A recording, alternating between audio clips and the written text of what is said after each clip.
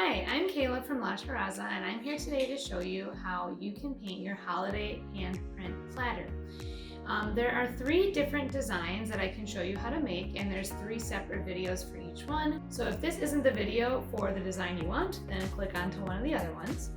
So with your kit, you're going to get your glazed paints, which look much more pale than these finished fired pieces. So keep in mind they will change to look like what you see right here, but in the beginning they're going to be pale. So you'll get your glazed paints, you're going to get a fine detail brush, and you're going to get a piece of a sponge that you will need to do your handprints and things like that. So there's 3 different designs you can pick from. And again, with the kit, you can make any of the designs. There's just 3 different videos to show you how to make each one.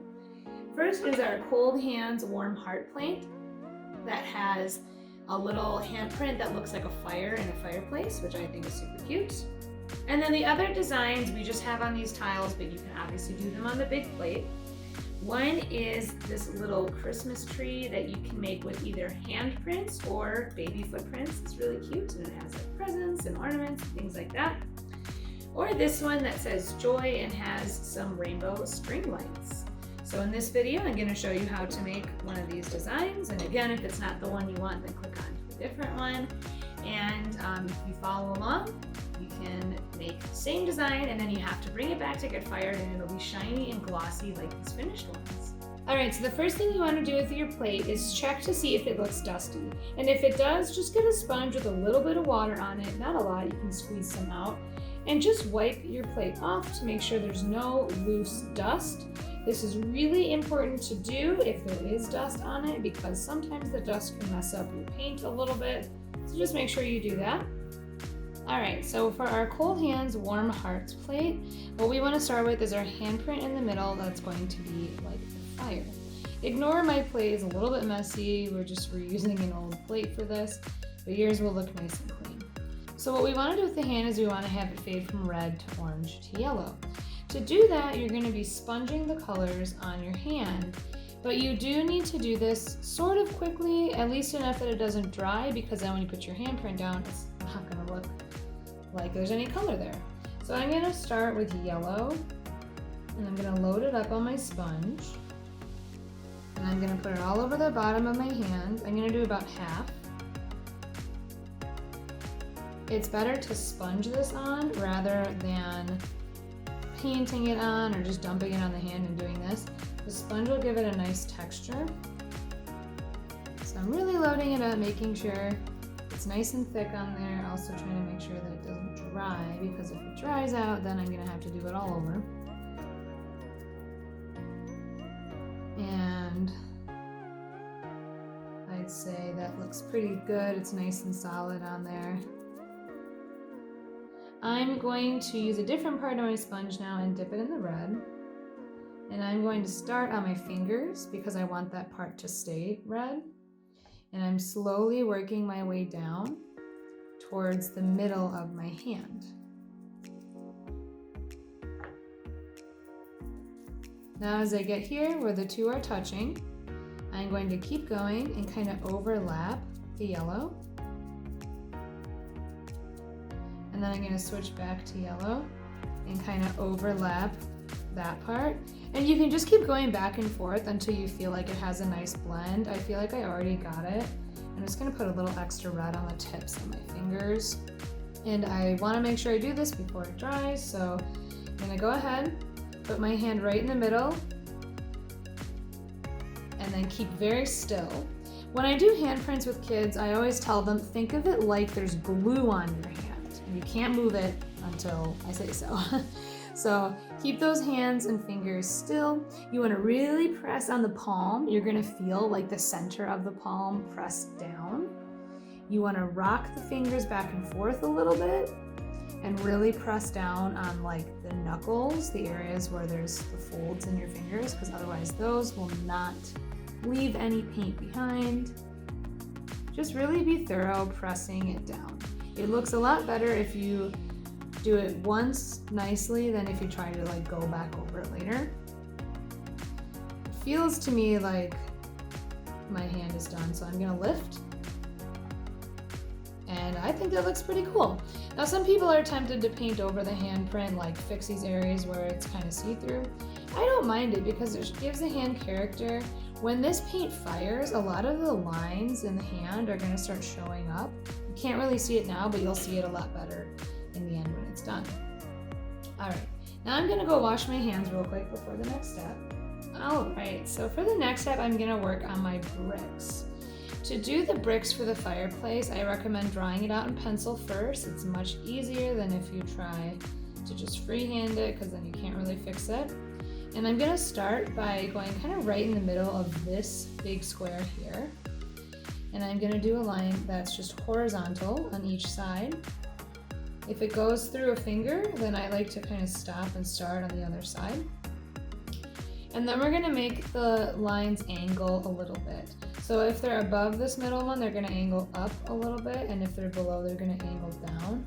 A good way to do this actually is to start by doing a diagonal line from the corner up to the hand like that. And you can do that for each corner. If it starts to get too close to the middle of the hand, I just have it kind of fade away. Like that. And I'm going to do one more diagonal line in each of these empty sections. I'm going to leave this up here blank.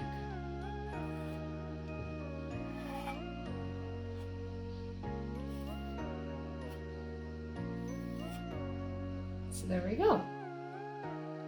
Now to make it look like bricks, I'm going to do some vertical lines. Your brain might tell you to make them angled too, but these you really want to be straight up and down, even though it's going to feel weird. I'm going to start with this bottommost one and do a vertical line. I'm going to do 2, I think, in this section. And then when you go to the next one up, you want to go in the middle of those 2 vertical lines we just did and make a line straight up and down. If you feel like there's enough space to do more lines on each side, you can. I don't think there is in here. When I go up to the next one, I'm going to kind of copy where these 2 are and go straight up and down. Remember, it's okay to have it just kind of stop a little short of the fingers. It doesn't need to go right up into it. And then this next one is in the middle of those 2, straight up and down. And I'll do a little one here. And we do the same thing on the other side. Okay, I'm thinking that the brickwork looks pretty nice. I'm going to go ahead and take my small brush and I'm going to go over those lines with just one coat, but making sure that I don't let the paint run out super thin on here. So I'm going to load up the brush with paint. If I feel it running out, I'm just going to re-dip and get more.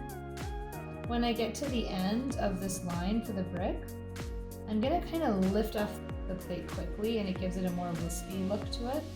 Any pencil you don't cover is going to completely disappear.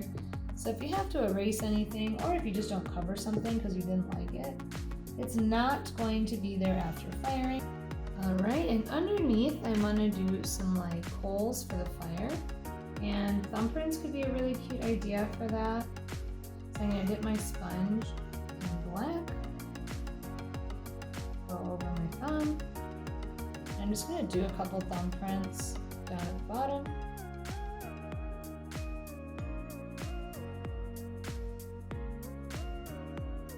Okay, and with that I'm kind of all done with my designs. Now obviously if you had a child's hand there'd be a lot more space, so you could do like a green rug at the bottom. I think I'll add one just down here for like an oval rug, or if you have a baby in the family you could do their footprint as a rug at the bottom. That could look kind of cool. I'm going to real quick paint a green oval at the bottom.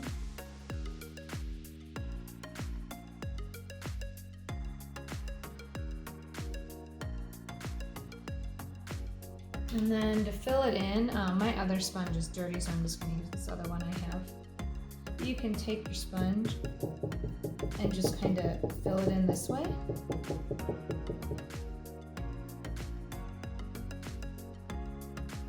So the rug at the bottom is just an option. I think it's cute, and then you get to use more of your colors. And I did forget one part of our design. We're going to add some smoke at the top using our blue paint. So take your little brush, and you're just going to go at the top of this handprint and maybe do like a few little swirls, and then at the end of it have it kind of curl in like that. And just maybe do a couple, kind of give you the idea.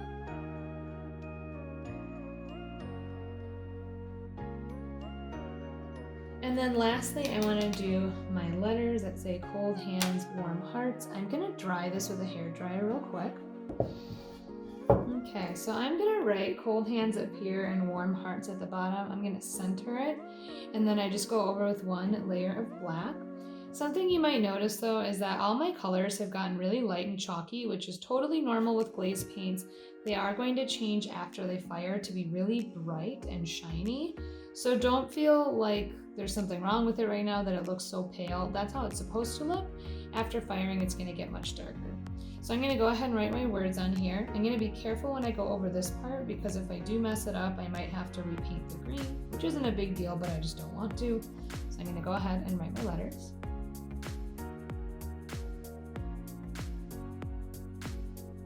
And now I'm just going to go over that lettering with one nice even coat.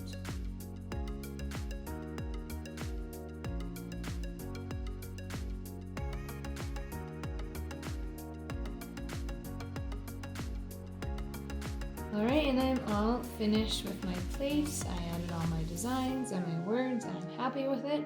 Then the last step is to bring it back to La Terraza so it can get fired, and when you get it back, it's going to look really bright and shiny, and all your colors are going to stand out. And you'll have a nice food-safe, water-safe dish for your house.